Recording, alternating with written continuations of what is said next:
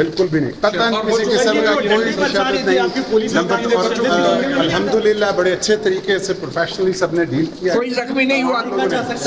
زخمی 3 پولیس کے اہلکار زخمی ہوئے ہیں. سر اسلام آباد ہائی کورٹ کے حکم کے بعد اب نیکسٹ کیا کریں گے؟ نیکسٹ اب یہ ہے، جیسے آپ نے کہا کہ اسلام آباد ہائی کورٹ کا جو حکم ہے اس میں یہ بات واضح ہے کہ جو دوسرے لائرز ہیں وہ ان کا جو ورژن ہے وہ ہم نے شامل تفتیش کرنا ہے.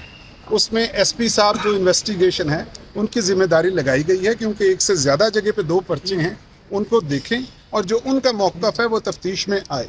یہ ویسے بھی جو بھی پارٹی ہوتی ہے اس کا حق ہوتا ہے کہ ہم اس کے موقف کو بھی سامنے رکھیں، وہ رکھا جائے گا.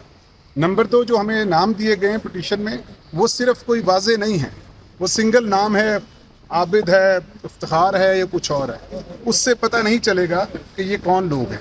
تو اس کے بارے میں جو 2 اس کے حصے ہیں کہ خواتین ہمارے پاس کسٹڈی میں کوئی نہیں ہے، کوئی بچہ نہیں ہے، اور صرف جو مرد حضرات ہیں ہم نے ان سے ریکویسٹ کی ہے کہ باقی وکلا بھی ہمیں نام بتائیں تو ہم اس کے واضح کر کے بتا سکیں گے کہ یہ لوگ ان کا کردار کیا تھا. اگر کسی کا کردار نہیں ہوگا تو اس کو تفتیش کے مطابق اس کو آزاد بھی کیا جائے گا اور اس کے حقوق بھی مانے جائیں گے. لیکن ایک بات بہت واضح ہے کہ آپ تمام لوگوں نے دیکھا ہے اسلام آباد کے امن میں اسلام آباد کے شہریوں نے بہت تعاون کیا.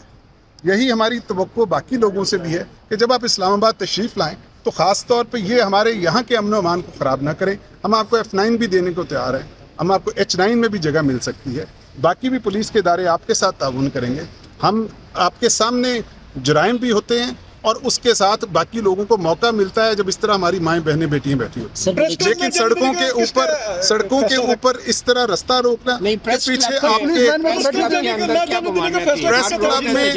میڈیا سے باتیں کرتے ہیں لوگ، تو پریس کلب میں کیا خطرہ؟ جیسے میں نے عرض کیا، پریس کلب پہ کسی پہ کچھ نہیں ہوا. جب وہ لوگ لے کے گئے ہیں اپنے، انہوں نے ڈنڈے اور پتھروں کے ساتھ ریڈ زون میں داخل ہونے کی کوشش کی ہے، تب پولیس کو وہاں پہ ایکٹ کرنا پڑا.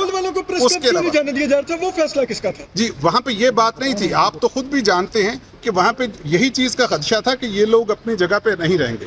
ان کی اگر کوئی بات ہمیں یہ ضمانت دے کہ ہم وہاں بیٹھ کے پرامن رہیں گے، اور جو کہ ہمیں خدشہ تھا وہی ہوا. ہم ایک پرامن احتجاج کو پولیس پوری طرح آپ کو سپورٹ کرے گی، انتظامیہ سپورٹ کرے گی، آپ اپنے حقوق کی آواز بات کر سکتے ہیں. سر وہ 30 دن سے پرامن تھے، 30 دن میں سے وہ بڑی وہاں واضح ہے اور بیٹھے سب ہوئے کو پتہ تھے. ہونی چاہیے. وہ 30 دن سے وہاں پہ بیٹھے ہم ہوئے نے تھے بڑی ایک ہی مشکل جگہ سے پہ. قائم کیا ہے. سڑکوں پہ فیصلے نہیں ہوں گے سر. ہمیں کام سیاسی بات تو ہوگی سر، پلیز سوری. مل کے بیٹھ کے آپ بھی دیکھیں ابھی بات کر رہے ہیں. اسلام آباد میں جو ہے قتل ہو رہے ہیں، لوٹے جا رہے ہیں. آپ امن کے لیے چند سو بلوچ خواتین اور مردوں کو آپ ڈنڈے مار کے گرفتار کر رہے ہیں، یہ کون سا امن قائم کر رہے ہیں آپ؟ جناب آپ کو ابھی 4 دن رہ گئے ہیں، اس سال کے آخر میں ہم آپ کو ڈیٹا شیئر کر دیں گے، آپ بھی دیکھ لیجئے گا. جو آپ کو اعداد و شمار ہوں گے کچھ چیز لیں گے، سب کے سامنے رکھیں گے. گھبرانے کی نہیں بات، نظم و ضبط سے کام ہوگا اور اسی کے تحت یہ پاکستان چلے گا.